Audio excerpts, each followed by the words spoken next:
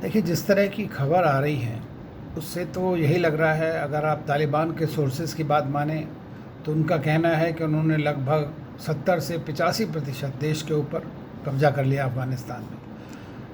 और अगर आप अमेरिकन जो चीफ़ ऑफ स्टाफ की बात मानें, जिन्होंने आज बोला है जनरल मिले ने, तो उनका कहना ये है कि लगभग आधे से ज़्यादा।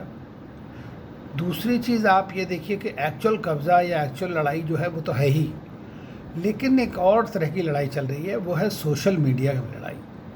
और जो तालिबान 2.0 कहिए या अभी नया वाला तालिबान जिससे हम बात देख रहे हैं, उसने ये नई टेक्नोलॉजीज़ को बहुत अच्छी तरह से यूज़ किया है।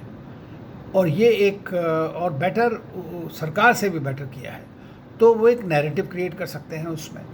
कई चीज़ों में उन्होंने इस तरह नैरेटिव किया है। आज उनका एक तरह का वो अपना एक दूसरी तरह का एक अपना पेश करना चाह रहे हैं दुनिया के सामने। लेकिन जहाँ तक उनका इस्लामिक एमिरेट स्टेट की बात है, एमिरेट की बात है, जहाँ तक उनके अपने जो इस्लामिक फंडामेंटल्स जिनको वो बोलते हैं उसकी बात है, तो उसमें सब में अभी कोई फ़र्क नहीं आया है।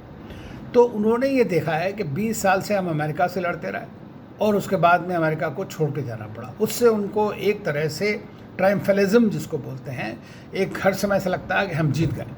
और इसीलिए उन्होंने जो कि अमेरिका जल्दी से बाहर निकल गया और 95% विड्रॉल हो ही चुका है, रफली 31 अगस्त तक थोड़ा बहुत बचा हुआ भी हो जाएगा, तो उनका ग्राउंड पे एब्सेंस ख़त्म हो जाएगी। दूसरी चीज़, अमेरिका ये कह रहा है कि हम टेररिज्म के ख़िलाफ़ लड़ेंगे, तालिबान के ख़िलाफ़ नहीं लड़ेंगे।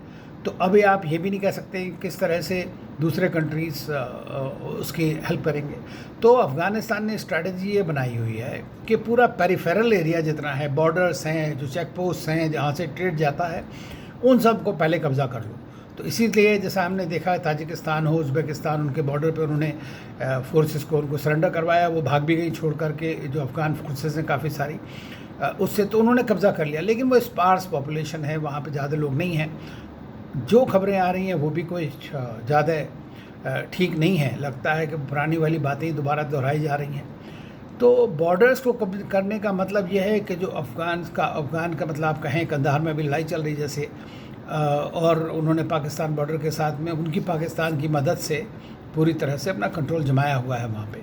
तो अब काबुल की मान लीजिए आप, काबुल जहाँ पे कि अफ़गान फोर्सेस हैं, अफ़गान सरकार है, लेजिटिमेट सरकार है, उसके साथ किस तरह से वो अब आगे बढ़ेंगे, उसको उन्होंने किस तरह कब्ज़ा करना है। तो एक तरफ तो वो दोहा में बातचीत करते हैं उनके साथ कि किसी तरह की हमारे जो प्रिजनर्स को रिलीज़ कर दो, और 7,000 प्रिजनर को, और दूसरी तरफ वो जो हैं वो मानते नहीं किसी की बात।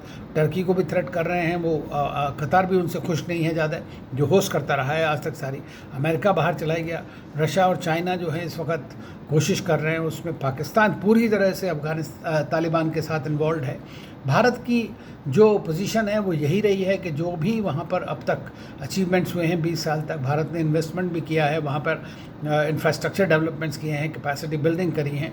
तो वो सारे जो गेंस हैं अब तक, चाहे वो माइनॉरिटी के लिए हों, चाहे वो औरतों के लिए हों, बच्चों के लिए हों, उन सब को प्रिजर्व किया जा सके। और उसके लिए एक ऐसी गवर्नमेंट होनी चाहिए जो कि पावर को ग्रैब ना करे, बल्कि एक पार्टिसिपेटरी काइंड ऑफ गवर्नमेंट हो, जो लोगों को Afghan led, Afghan own government जिस तरह की भी हो, वो अफ़गान लोगों के द्वारा ही आनी चाहिए। और तालिबान भी हैं तो अफ़गान ही, कुछ भी कहिए आप, पश्तून लोग हैं।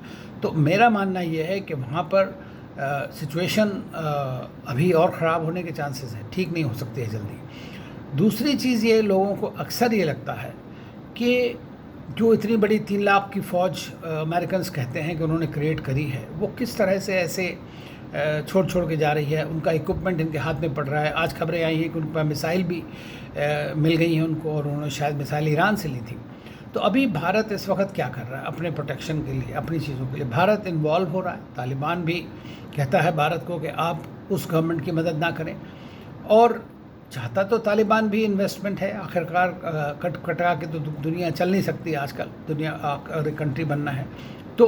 पहले वाले से ये फ़र्क ज़रूर है कि इस वक्त वो और कंट्रीज़ को इन्वॉल्व करना चाहते हैं, एंगेज करना चाहते हैं। चीन को उन्होंने बोला कि आप आइए और हमारे यहाँ इन्वेस्ट करिए, हम आपकी सपोर्ट करेंगे, हम आपको लुक आफ्टर करेंगे। और इस रशिया वहाँ पर सेंट्रल एशिया में की तरफ से कुछ अभी दागिस्तान में एक्सरसाइजेज़ वगैरह की, भारत ईरान के साथ बातचीत कर रहा है कि किस तरह से उस रशिया के साथ बातचीत कर रहा है, अमेरिका के साथ बातचीत कर रहा है।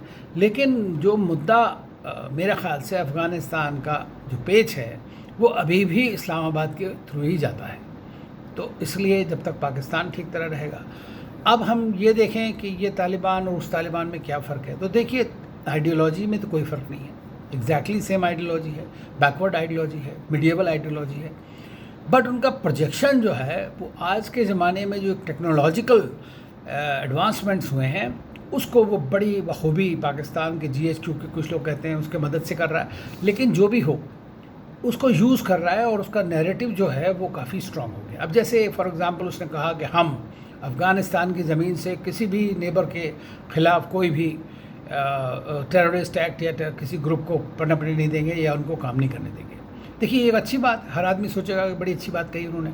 दूसरी चीज़, आप उन्हीं वो टेररिस्ट ग्रुप्स जो वहाँ पर अलकायदा हो, ISIS हो, वो हों, पाकिस्तान बेस्ड कई सारे ग्रुप्स हैं, उन सब के साथ आप मिलजुल के बात कर रहे हो, तो फिर कौन आपकी बात विश्वास रखे? क्योंकि हमें ख़तरा तो उसी टाइप के लोगों से है भारत के लिए, और वो इसलिए बहुत इम्पोर्टेंट है कि ना कि जो हमारा इन्वेस्टमेंट है, ना कि जो गुडविल है इंडिया की, बल्कि भारत की अपनी सिक्योरिटी के लिए भी अफ़गानिस्तान का स्टेबल होना बहुत आवश्यक है।